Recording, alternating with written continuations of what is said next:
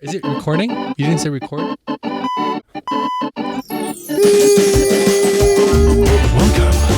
to the That Slate podcast.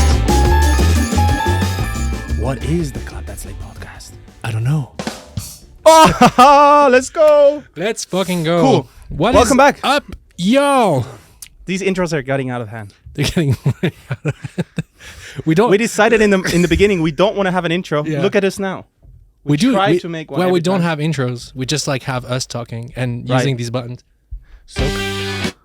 So creative. All right. Oh shit. That's way too long. Way too long. Okay. Way too long. Yeah. Nobody's gonna laugh that long. Good. Roma, what are we talking today? I don't know. What are we talking about? I don't know. What are we talking? Now, today we're talking about something that is really important, something that is a headache sometimes, and something... Is it? I don't know. It's a headache for Let's our see wallets. if people can guess. We cannot say what it is, but we just describe it. All right. It's something that gives you headaches, okay? No, kinda. Kinda. It's It's also a really nice thing. It's Nice thing.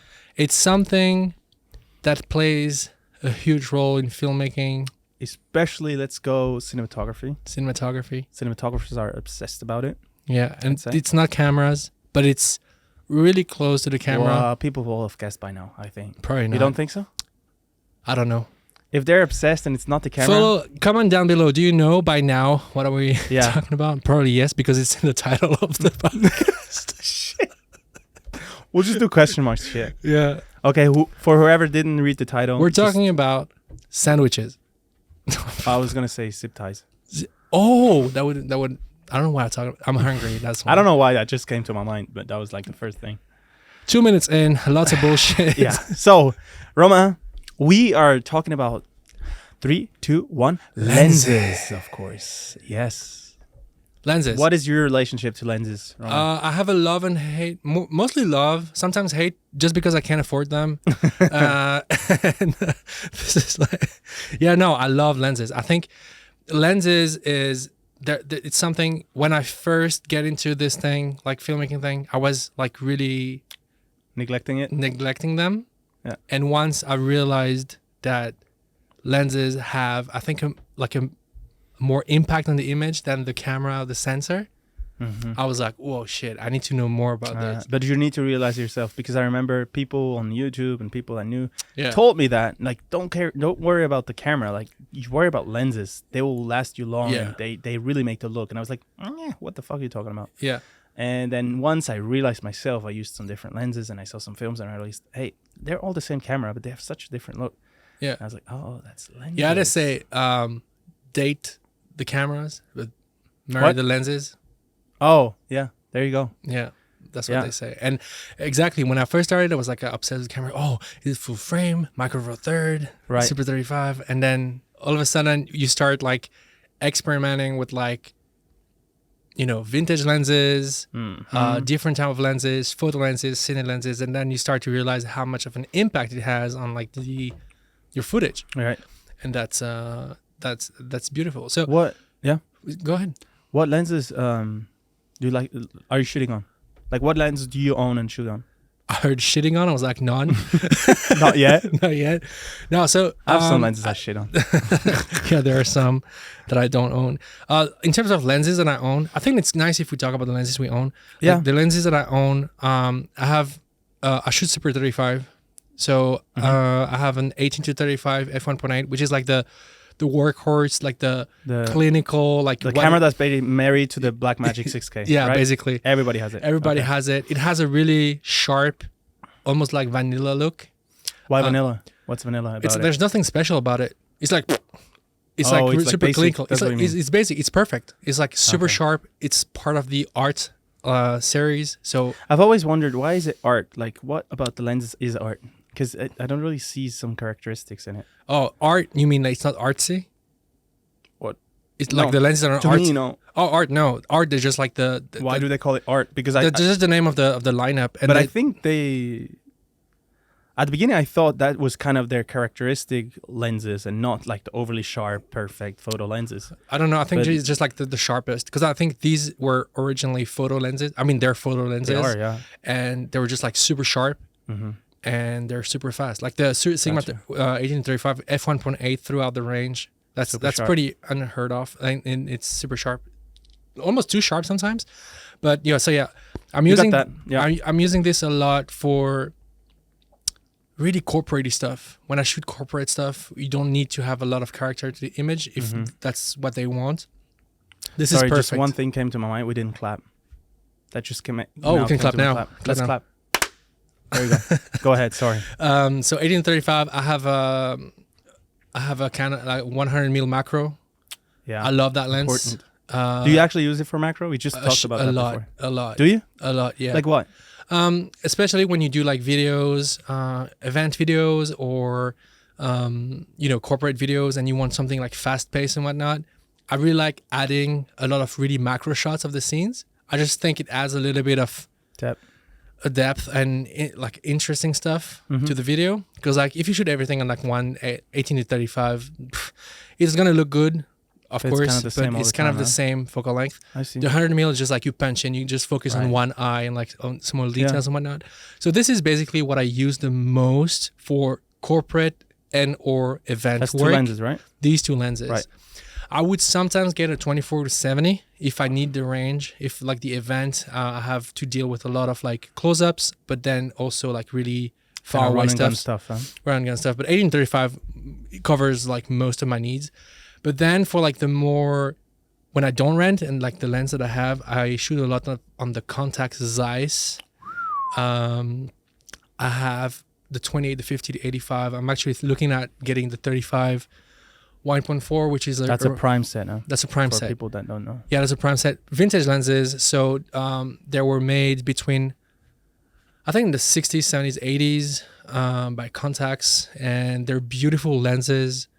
They're photo lenses, so I had to adapt them a little bit. I had to change the mount to EF. Was that easy? Did you do it yourself? Yeah, I just got the parts from SimMod. Right. I think they're based in Canada or something. They just ship over. It's basically you just have to unscrew 4 screws and change the mount. The only shitty thing with this is that they had this sort of glue. They basically, when Contax did the lenses like 40 years ago, they glued the screws that they screwed in so it wouldn't move, right? Because like essentially they didn't plan on people like modifying them. And what you have to be really careful about is that when you unscrew the thing, you don't want to strip the screws, because if you strip the screws, there's no way you can get. I mean, you can set them off for like repair or whatnot, but if you do that, you're pretty much gonna be fucked in terms of money. Fair. So you have to be really careful. You can use like an iron, like something to heat up the glue, and then it's easier. Open it. Anyways, it worked out for you though. It worked out for me. I think it worked out. Yeah, I didn't strip any of the screws. I changed all the mounts, and then I added a full focus gear for full focus, because like most of the time I have someone pulling focus for me, and I didn't unclick the aperture. So basically, you have, since it's an old lens, it doesn't communicate with the camera, so you can't change the aperture with the wheel, digitally, like whatever, digitally.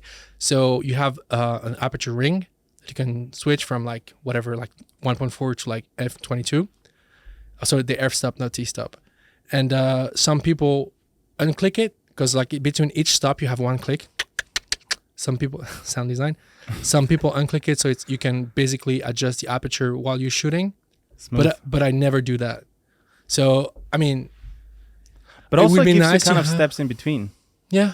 When it's not stepping, you can go between 1.4 and 1.8. You can do like a 1.6 basically. Exactly. Which gives you more freedom. I might send them once I have like the full set, because I actually want to get the 18mm f4 and the 35 1.4. And once I have this, I'll have the set that I actually use the most.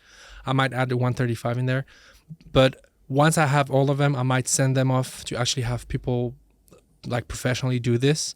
Because I've seen a lot of people trying to do that themselves, and the problem is that they basically remove the little like steel ball that's creating the clicking sound, but you have to be really careful how you dampen and how you add, because like sometimes I think I've seen a lot of people having the aperture ring kind of like drift, Yeah. So it's like it's shit. You Like need to put the right amount of grease in, right? Yeah. So it's smooth, but still not too hard, not too light. And I don't trust myself at all during this. Especially if you're doing it for the first time. Yeah, so. exactly. So I might send them to Duclos. They're a big company in the States that do a lot. If I want them. Fair. But yeah. How do you use these lenses? How do you mean? For like, what kind of projects? Yeah, what kind of? You said the other two used for like commercial. Well, yeah. So everything that's more narrative or like more, I don't know, film looking, like filmic, I'd say I would use them. If I have the money, I would rent like other lenses. But by default, why? Because I like to experiment with different lenses. Okay. But not because you need something else. No, not because you can shoot it with them. You can. I would like to rent like maybe Leica R's or even like massive, like Tokina Vistas or whatever. But by default, when I go to like a client's brief and they want, depending on the budget, they want something that looks a little more cinematic. I hate that word, but let's say cinematic. I would use these. And the funny thing is that we're getting kind of technical about this, but they have the same coating as the Zeiss Super Speed, which are really famous cine lenses that were used by Kubrick, for instance, on The Shining, and I think it was Platoon, or like the look of this of these lenses. A lot of Hollywood movies have been shot. Lots of Hollywood movies, and the look is really distinctive, and they look beautiful. They have the right amount of chromatic aberration. What do you like most about them? The look. I love. What's like the thing that you pinpoint? And you're like, oh my god. I love the texture. I don't know how to say. I don't know how to pinpoint like one specific thing. I just feel like they look. It's kind of stupid, but you can feel like you're touching. You can touch and feel the image. Yeah, I'm sorry. 3D. It's 3D. I can almost feel the rain coming in too. For the people on Spotify, I just like spat on in my face. In my face, basically. But I don't know. I just feel like, I don't know. They just like feel more alive as opposed to like all those clinical lenses, which can play their role when you like do like something which really, have their place. Absolutely. Yeah. But when you go more cinematic, and I don't know, I just really like that. I like how they flare. I like how small they are as well. They're really light. So if you do gimbal or if you have an easy rig and whatnot, you're not scared of having overweight or whatever. And they're just really fun and beautiful to use. Cool. And the funny thing is that now the prices of these vintage lenses, photo lenses, are increasing tremendously because essentially it's supply and demand, and the demand is actually higher than supply because they don't do these lenses anymore. Right. And so the prices are going up like insane. So it's always trying to find the right balance between seeing one and buying one and making sure it's the right one. It doesn't have any more. And most of the time you cannot look at them because they're far away. Oh no! All my lenses come from Japan. Like so you have to kind of. It's a leap of faith, sort of. Yeah. But most of the time on eBay, because I got all my lenses on eBay, you can basically trust the rating. And you can really see when people like give a lot of information, good photos. Yeah. You can really trust the seller because they want to be transparent. Exactly. Yeah, cool. And so this is basically the set that I own. I think we're gonna talk a little bit later about like the lenses we would get if we had the money. We should. Yeah. But in you, what's your go-to? Because just so for the people to know, the cameras I use the most the red Komodo, so it's Super 35, and I use They're full frame though, huh? The lenses. The lenses are full frame, which is nice because like the Zeiss Super Speed are not full frame. They're Super 35, but the Contax Zeiss are full frame. They cover full frame sensor, Vista Vision, so that's nice. You can use a speed booster on the Komodo, and it still covers it vignette a little bit, but that's more what you want, kind of. Yeah, kind of. And so I shoot on Super 35 and super boosted.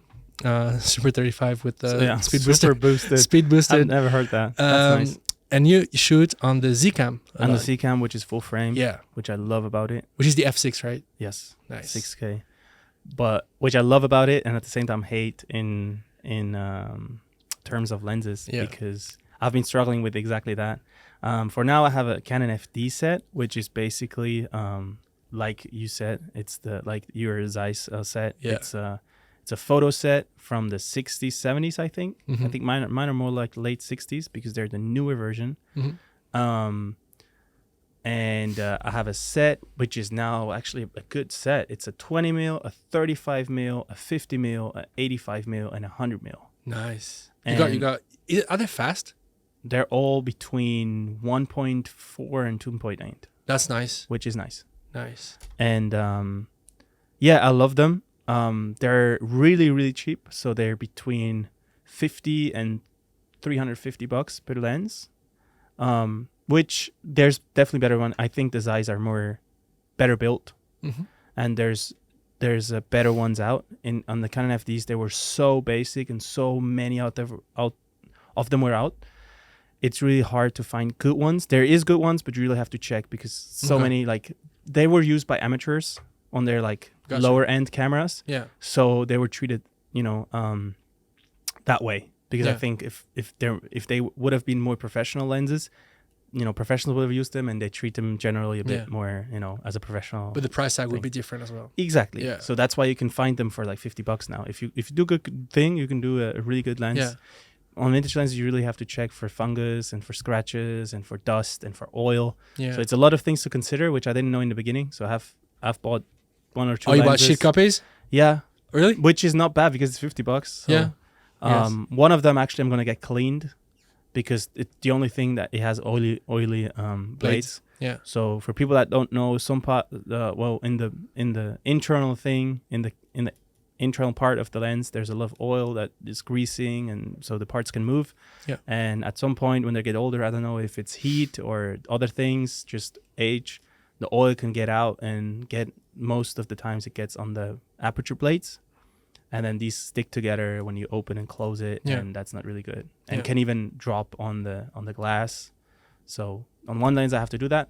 But other than that, I have a really good set and I'm happy. I'm actually thinking of changing the mount as well. For now, I'm adapting, which has worked quite well, but it's moving a lot. It has some play. And so if I want to get more professional work with ACs, which I tried, but it doesn't work with these lenses yet with the adapter.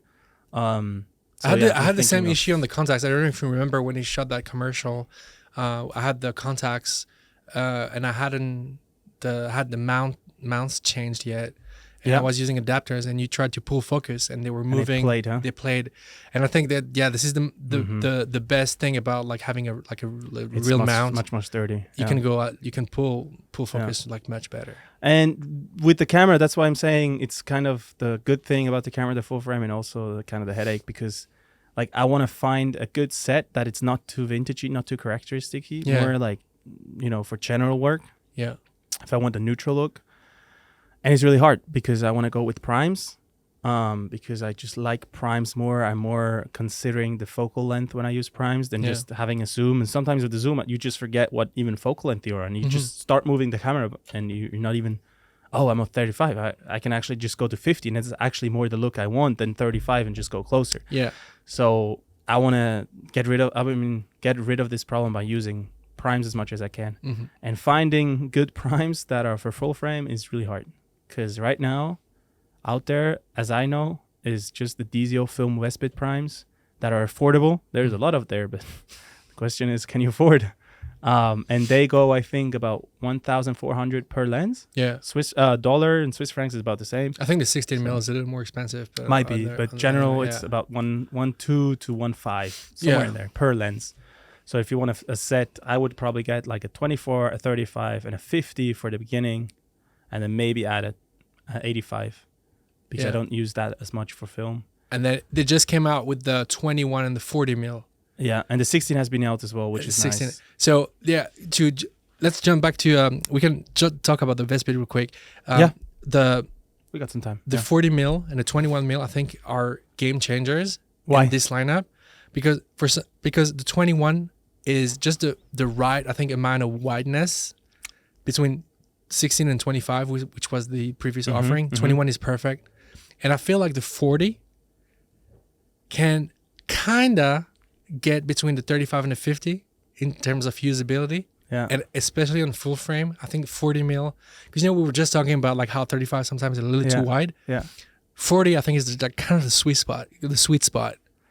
Yeah, but then again, that's what I have trouble with. Then I would rather have something.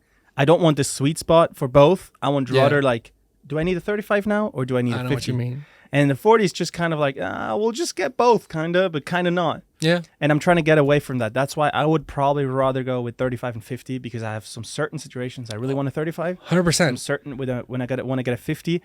And I've never actually thought like, I wish I had something right in between because other than just not having to swap and just be like, that's the middle ground. I'll just be 40 and not change. Yeah. That yes, but lots of cine lenses are 40 mil though. I know. Yeah. Honestly, I have to really be honest, and probably people are going to hang me for this, but do you really see the difference? Comment down below. Do you see the difference between 35 and 40 please mil? do. Why? And would don't you lie to choose, yourself. rather choose Don't 40 lie to and yourself. 50? Because I'm totally honest. Honestly, I don't think I would notice. Yeah. If you would show me both and you just change the distance from the subject, you'd have to really think about it to really be I think the cool thing about 40 mil is that you get a little bit more, especially on full frame and Super 35 as well, but it's more permanent on full frame. You get more background compression. On what? Than 35? Of course, that makes but sense. How much is it though? Yeah, but I think you can see the difference. You Yeah, can feel the difference. maybe. But then why not just get 50? It's like Then you same really thing get between more. 20 and 25. Yeah, I'm the same there. Well, there I can see it more because I think it makes more of a difference. I really like 20 as a frame size. Yeah, super wide. For full frame. Yeah. But then again, I'm more like. Then again, I'm more the guy that says, look, if I want to go wide, then let's go real wide. Let's go 16 and really get this distorted look kind of. Yeah. Or if I want to just get wide and natural, let's go 25. But then 20 is like, again, it's kind of in between. It's not distorted yet, but it's kind of wider than your general the only view. downside I think with the DZO, the Vespid, with the 16 mil is that the 16 mil front element is curved, so you can't screw any filters. Fair. You can use matte boxes. Yeah, of course. But the 21 you can screw filters on. Fair. That's pretty. Yeah. But that's done more not. It's not about the focal length. Then it's more about the usability and the lens and whatever. Of course. But just talking about the focal lengths. Yeah. I don't think I'll never think if I had it and I didn't have the 21 and the 40. I think I'll never think about it and be like. So you said you'd get the 25, 35, 50. For now, yeah. Yeah. And then 16, I don't use as much. I'll just rent. Doesn't need to be like. And 25 on full frame is really wide. Cool. It's a good look. Yeah. Yeah. For the FDs, I only have the 20, for example. I don't have a 24. Yeah. But the 20 on the FDs is really nice. Yeah, it's a really nice. Yeah. It does vignette a bit, but it's perfect. I love to use it like really close to faces. Yeah. And in vignette, it's like this kind of disturbing look. It doesn't distort as much. Well, if you get close to faces, of course, it will. But not in like general broad views, but if you get close to subjects, of course, it does. That makes sense. Always, and I love to do that. Yeah, kind of. I love that as well. I actually shot an interview the other day where I had a wide angle, and it was not an interview; it was more like a talking head. Yeah. So we had a wide angle of the people, like the guy talking, and then I wanted to go really close, so I went with the 28 mil. Really close to his face, full frame, and have him in the corner, so you have a little bit of distortion. Oh, and we shot it. Did you not send me a screenshot of it? Most likely, because I graded it like a motherfucker. It's like a month ago or something. Yeah, right? It was. Yeah. Yeah, and I think I really like it. I really like this Terrence Malick kind of like really in your face kind of shit. We should start putting some screenshots up when you talk about stuff like that. Oh yeah, we should put it in the video. So good. For people on more Spotify, work. Exactly. Yeah, we just talked about how much more work it is doing the podcast video, and now Phil was coming out with like, we should do more work. We should do VFX on all podcasts, and we should put in some sound design. But no, so you have the set of Canon FDs, which is kind of you go to for, you'd say like more artistic, artsy characteristic stuff that allows that. Because they're really vintagey. If you compare the FDs with the, let's say, the Contact Zeiss are like a little bit more neutral, I would say. A little bit, but not too much. Not honestly. too much? It depends on the set you have. Okay. But, well, that's the thing about the FDs. They're not as consistent as the size. I think the sizes are much more consistent throughout the focal lengths. Yeah. The FDs are more variable, and which I like. Yeah. I don't mind because, like, I'm the same way. Like, if I want to get vintage, I don't want neutral. I want to go full vintage. Yeah. It can really be chromatic different. aberration, chromatic aberration, halation. Yeah. Just give me that. Yeah. Because I want to go that look. I like to be like extreme, not like something in between. And I think some people, maybe you, maybe sometimes, tend to like want to get the one thing, but also like not too much, and then it depends on the project. between. I think it really depends on the project because like you sent me screenshots, and I don't know if you're gonna have time to put this up here, but you shot this, you DP'd this short art film. project, the short film. Yeah, it was a short film. It was a short film, and the chromatic aberrations on this is the first thing I told you. I was like, oh shit, the chromatic aberrations are crazy, but it fits the whole thing so much. But funny thing, I didn't tell you, I noticed later that actually comes from the adapter, which is not good. What? Yep, because if I use a better adapter on the Sony E mount, it's not as it's still there, but never as extreme. Really? So it actually came from because if you adapt FD to EF, there's a glass element on the adapter. It's not just is raw. there a glass element? And that is really Oh, bad. that's fucked up. So you need to get a really good one, and I didn't know that in the beginning. Oh shit. So for people that want to do this, that's my tip. Do get a really good adapter. Even better, just change the mount. But if you can't get a really good adapter, test it. Because I thought in the beginning that's just a look. Yeah. And it didn't look bad. It didn't look bad. It's just it was intense. But people did notice, and that's bad because you shouldn't notice too much. Yeah. It should just be like something, like you said before, something about these is nice, but you don't know what. But if you know what, it's too much, in my opinion. I've seen a lot of these FD lenses rehoused. And okay, it's really expensive for sure, but they look so good. Because I think when they rehouse physically, they look good. They look good, and also the images. Because I think they just picked like the best, like lenses they can find, and the FDs are really good. They're I would say more vintagey, but this is my own opinion. So you have this set, and we can continue even if we go 30, whatever.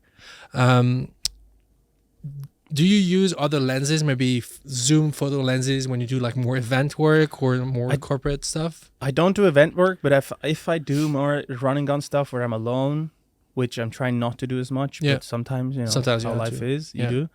I use just zoom lenses, like a basic photo lens, 2470, something like that. I'll rent that because the thing is I do photography as well, as you know, and I use Sony's.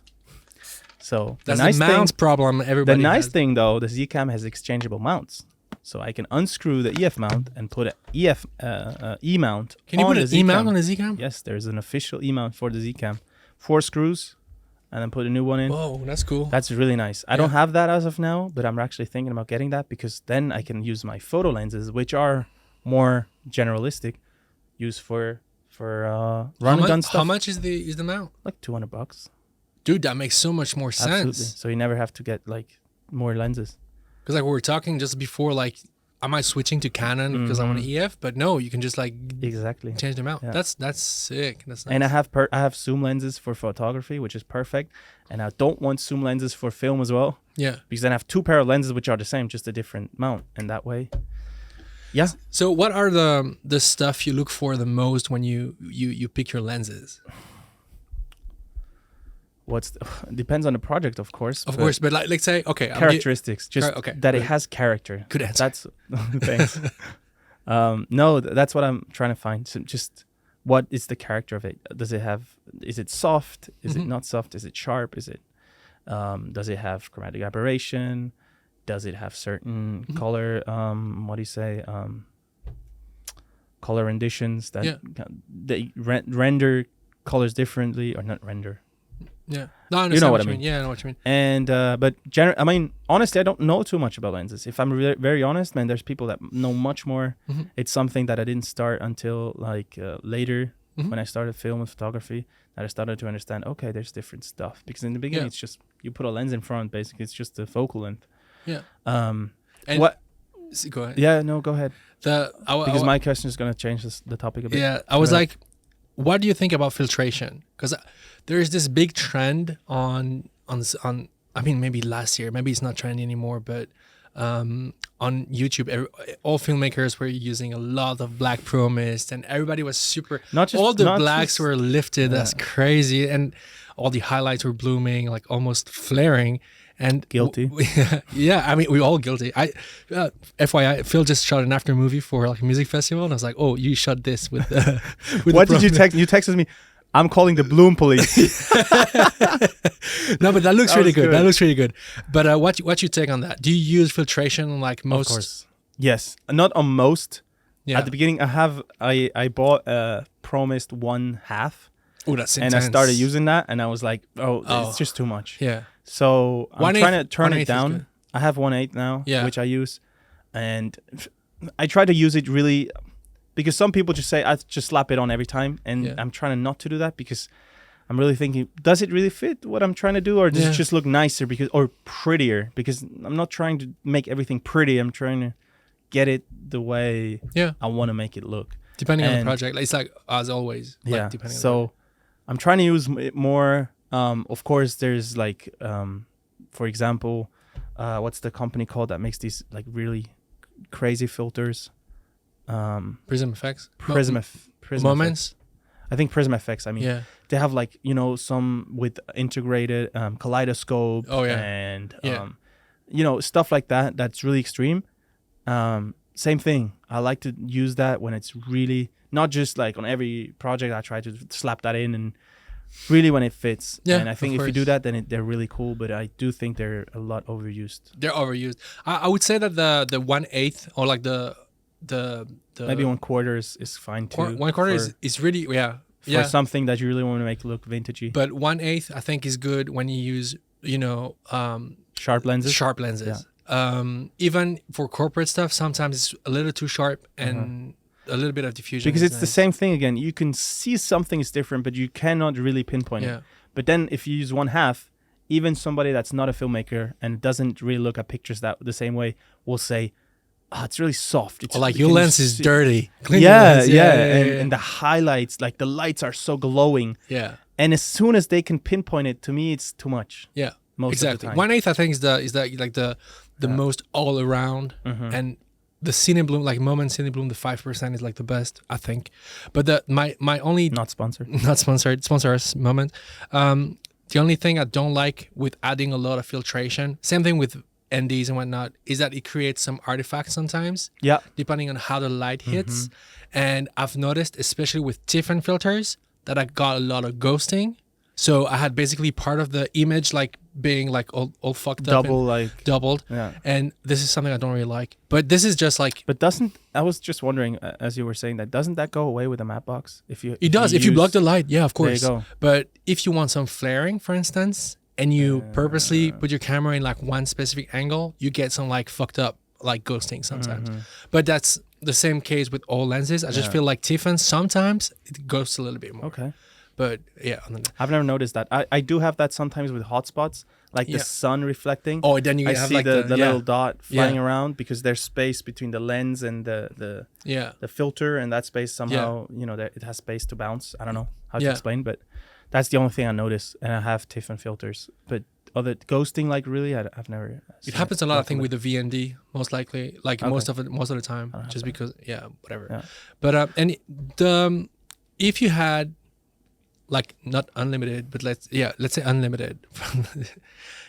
If you could get money, like a set of lens right now, which one would you get? Like what?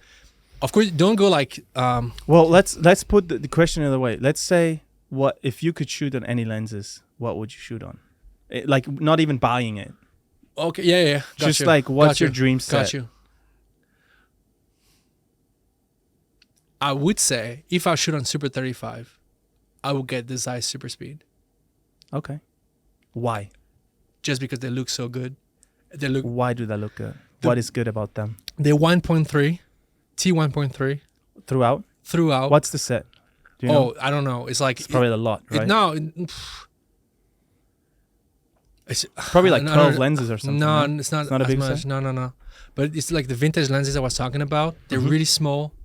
Really cool on gimbal, easy rigs and whatnot. I'm sweating a shit ton. I don't know if you can see, but and they look just beautiful. Okay. And I think if I could shoot like on any lenses, I would shoot on these because I could also obviously say like they're Iris or spherical like though.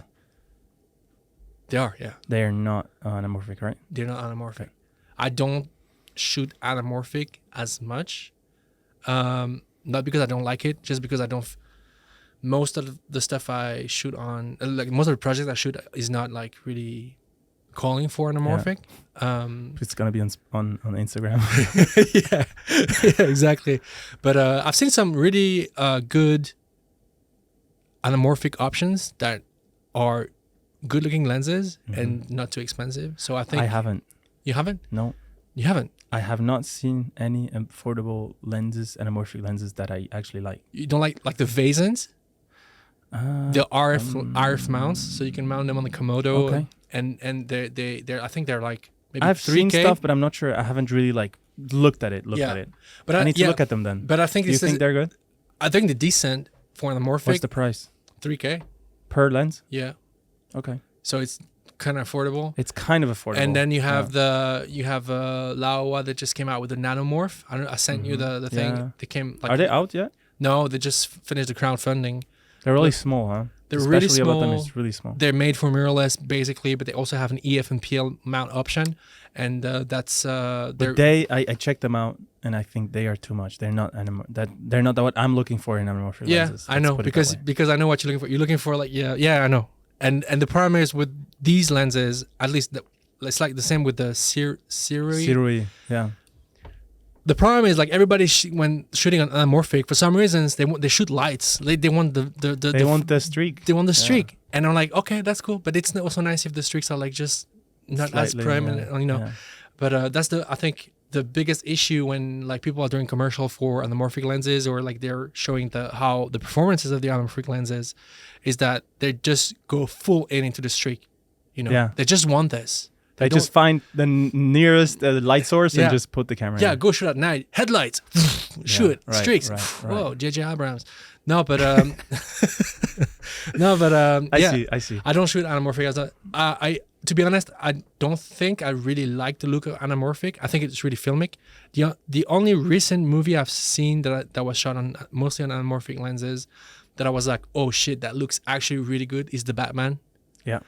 Because they used, I think, a set of I don't remember. Panavision Primos. Oh, did they? Yes. And they detuned them. So they detuned them. That means the edges fall off really quick.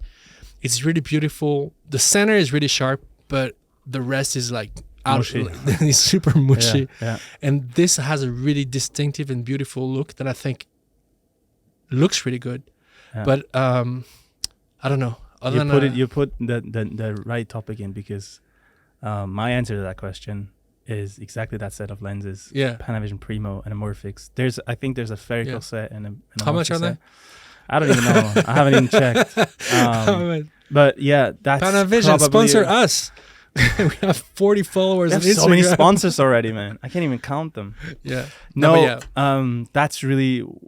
I would love. I'm not a big anamorphic guy, but once I saw that they're special, and I know they used them on the Batman because I checked it out as well, and that's really what I'm looking for. This fall off on the edges and this distorted. It's not just unsharp. It's also distorted. Oh yeah, it's stretched. And that's the beauty. Like that's what I love about anamorphic. I don't even care about the flare. Like to me, a perfect anamorphic, and these don't they flare for sure, but not blue.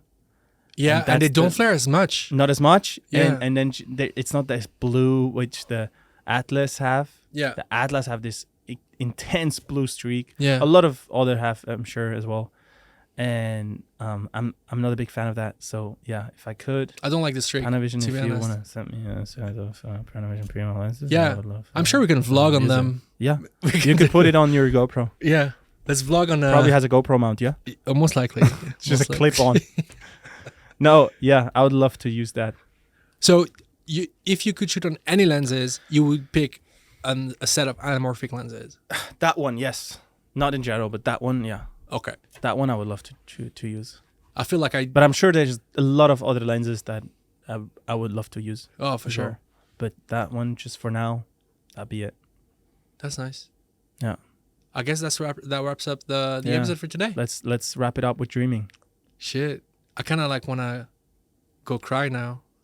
Yeah, I kind of want to check my budget right now. Yeah, what's your budget? How much percentage of an anamorphic lens can you buy? 3%. Maybe you can just get the package. Yeah. For now and just flex with that. Just do an Instagram story. Oh, new lenses came in the mail. You can always today. Photoshop a lens on your camera for Instagram. And you can always just use a cheap anamorphic lens and be like, that's the Primos. Yeah, there you go. People won't notice the difference. All right. Yeah. I'll go cry now.